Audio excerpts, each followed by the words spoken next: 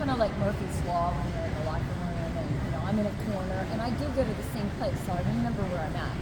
This one girl, she's not renting this locker out, but she has to get in there like behind me. So basically all my space is gone. I can deal with that. It's not a big deal. But what I can't deal with is I'm sitting down on the bench like this, minding my own business, and all of a sudden she decides to have a big sneeze, and she's right back here. And I'm like, she didn't cover it up. She didn't do anything. You know what she did? She sneezed right on me.